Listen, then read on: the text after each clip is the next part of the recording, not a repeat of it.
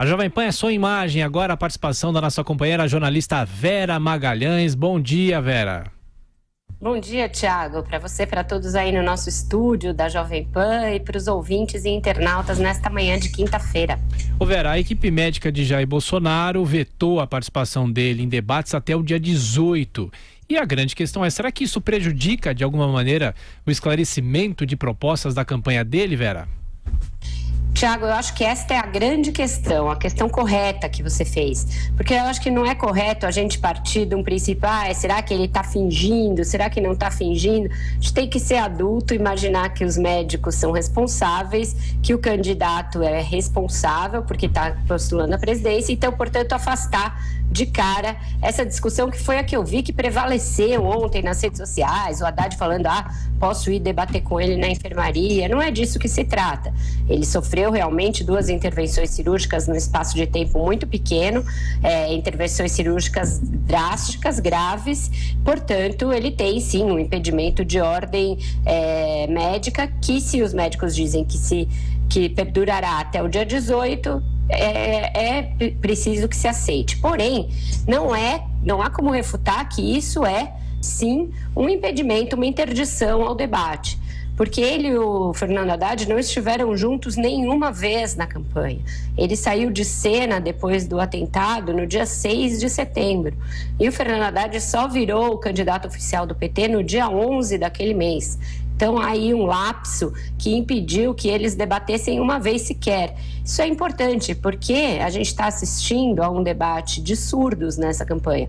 Um fala uma coisa a respeito do outro, no geral, críticas rasas ali, críticas pautadas pelo marketing, aquelas fáceis de colar, o fulano é pró-Venezuela, o Beltrano é fascista, sem que se desça ao escrutínio das propostas de um e de outro.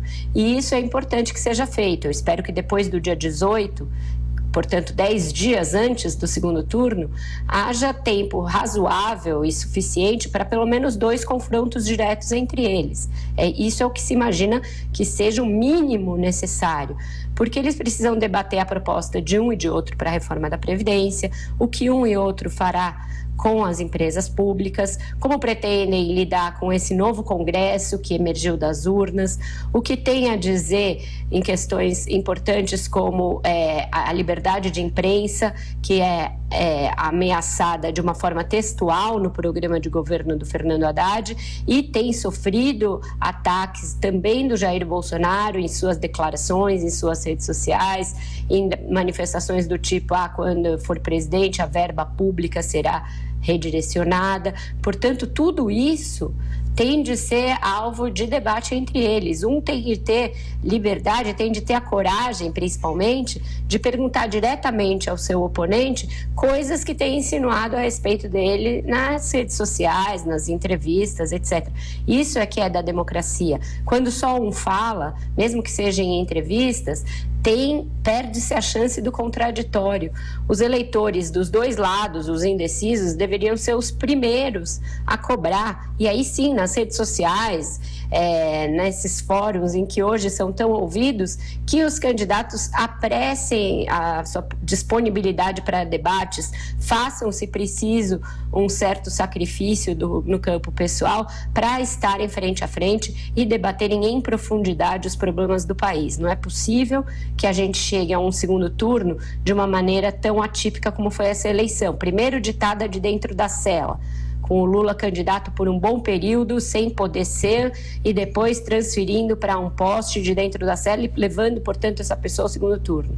E, de outro lado, alguém que sofreu um atentado lamentável, lastimável, mas ficou fora da maior parte da campanha no primeiro turno, ficou fora do mês decisivo de campanha e, portanto, não pôde ser suficientemente escrutinado, contraditado e questionado. Isso é necessário no segundo turno. O eleitor conhece pouco em profundidade os seus dois candidatos, conhece a imagem pública deles e a imagem projetada pelo marketing, seja o marketing tradicional, seja este novo marketing das redes sociais.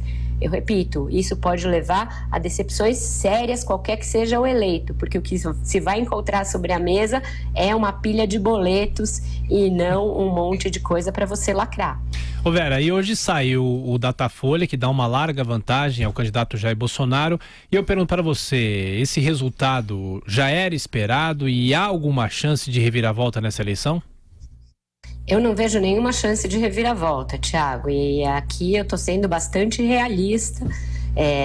Eu sei que os eleitores do Fernando Haddad têm feito clamores pelas redes sociais e tentativas mas para que isso fosse revertido, ele precisaria não só obter o apoio dos eleitores dos outros candidatos e dos indecisos em maior medida, porque como a gente sabe que isso não vai 100% para ele precisaria também provocar uma reversão de voto nos eleitores do deputado Jair Bolsonaro. A gente não vê essa onda em nenhum lugar. A gente não vê nem mesmo uma certa onda de ceticismo entre aqueles que foram seus apoiadores no primeiro turno. Pelo contrário, a onda que segue nas redes e que segue nas ruas, nas conversas, continua sendo esse sentimento anti-PT. Mesmo quem não votou no Bolsonaro no primeiro turno manifesta algo como: agora não tem jeito, agora eu não voto no PT de jeito nenhum. Isso é o que eu tenho visto predominar em todos os fóruns nos quais eu dialogo com pessoas, seja na minha vida pessoal, seja nos canais que eu tenho como jornalista. E acho que também isso se reflete nas pesquisas. Quando você esmiuça os números, mesmo eleitores de Ciro Gomes, por exemplo, que manifestou um apoio crítico ao Haddad, esses eleitores se dividem de alguma maneira. Você nota que o Datafolha pergunta aos eleitores se eles seguirão a indicação de voto, seja dos candidatos em geral, seja daqueles a quem eles sufragaram no primeiro turno. E a resposta majoritária é que não, que eles são indiferentes a isso. Então, primeiro, que eu acho que esses apoios tendem a ser inócuos na sua maioria.